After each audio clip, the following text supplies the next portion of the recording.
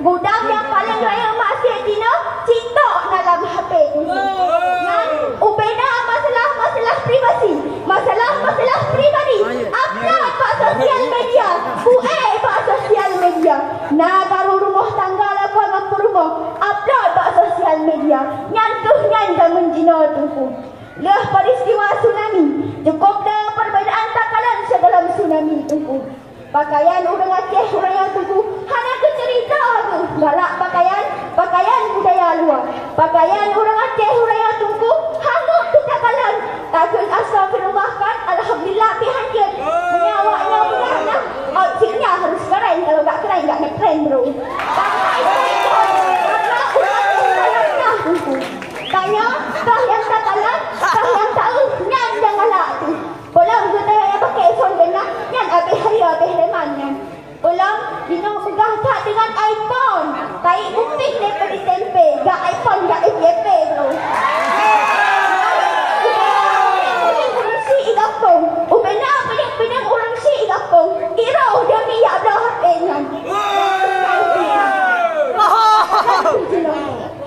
Orang yang pakai sosial media nyan, cila ke persen negatif, ketimbang persen positif. Nyan, ubena aurat habis dibuka. Padahal Allah jelas dipegang dalam Al-Quran bahawa ya ayuhan nabi kulli azwajika wa banatika wa nisa'il mu'minina yudnina alaihinna min jalabibihinna dzalika adna ayu arafna wa la yu'adaina wa kana Allahu ghafurur rahim. Pertama dipegah oleh Allah, wahai para nabi-nabi, pegah kata pada perumah kata, dan pada anak-anak kata, dan pada anak inang kata, dan pada perumah orang mukmin, hendaklah mereka untuk ditutup aurat seluruh tubuh mereka. Yang demikian itu agar mereka mudah patuh dan mereka hanya mudah diganggu. Dan Allah Maha Pengasih lagi Maha Penyayang. Pertama pegah oleh Allah dalam ayatnya, wajib bagi sekalian kaum muslimin dan musliman untuk ditutup aurat seluruh tubuh mereka. Maka jihku, waktu kita perkirakan jino, orang yang pakai sosial medianya, cikla ke persen negatif ketimbang persen positif. Takalan tu jino, pakai orang gara-gara sosial media. Gara-gara sosial media. Yang berumah tangga, hancur phone gara-gara sosial media. Sedangkan dalam Islam, gaya hidup Islamnya wajib bagi sekalian kaum muslimin dan muslimat. Dan gaya hidup jahilinya haram. Sebab justru keadaan zaman Cina membuat kita prihatin tunggu. Sebab justru gaya hidup jahilinya yang haram, nyata yang mendominasikan sebagian besar gaya hidup umat Islam saatnya tunggu. Takalan tu Cina, orang bergaya hanya cocok leh, hanya sesuai leh dengan syariat agama. Takalan tu, orang cok panutan tak sosial media. Dia cok, silahkan.